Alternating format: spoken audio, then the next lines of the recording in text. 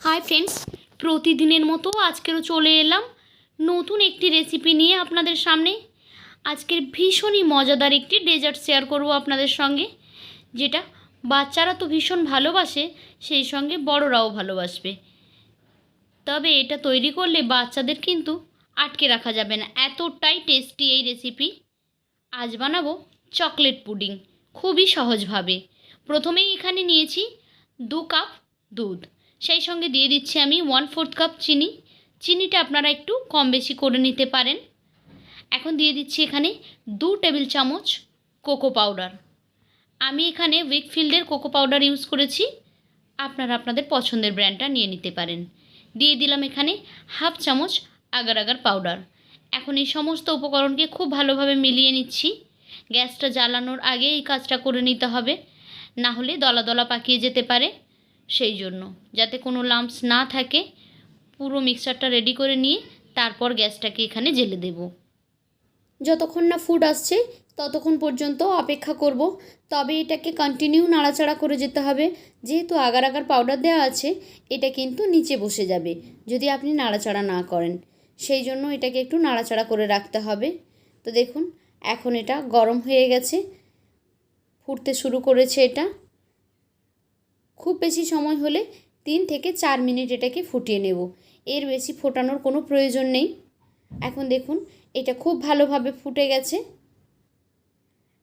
আমি এই পর্যায়ে গ্যাসটাকে বন্ধ করে দেব।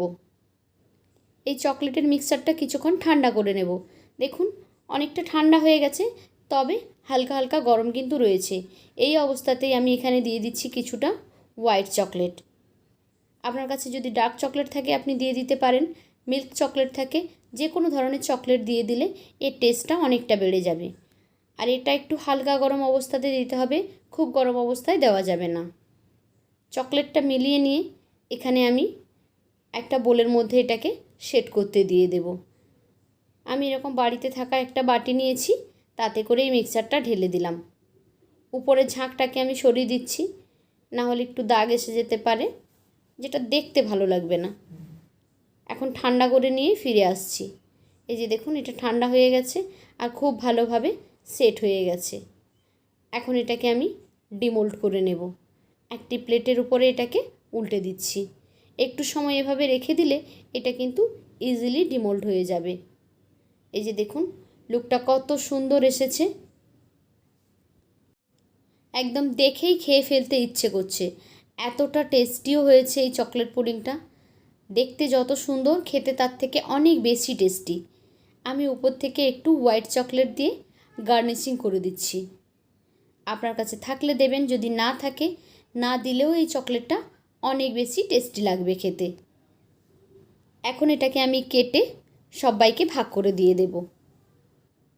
বিশ্বাস করুন, ভীষণ টেস্টি এই রেসিপিটি। আপনারা একবার অবশ্যই ট্রাই করে দেখতে পারেন। তো কেমন লাগলো আজকের এই রেসিপি? যদি ভালো লেগে থাকে তাহলে লাইক, কমেন্ট অ্যান্ড শেয়ার করবেন। আর এই রকমই সহজ সরল রেসিপি পেতে আমার চ্যানেলটিকে সাবস্ক্রাইব করে বেল আইকনে ক্লিক করে নোটিফিকেশান অন করে দেবেন। তাহলে যখনই আমি কোনো নতুন ভিডিও আপলোড করব, সেই ভিডিওর নোটিফিকেশান সবার আগে পৌঁছে যাবে আপনাদের ফোনে। তো আজকের মতো এই পর্যন্ত। ফিরে আসবো আগামীকাল নতুন আরও একটি ভিডিও নিয়ে। ততক্ষণ সবাই ভালো থাকুন। টাটা।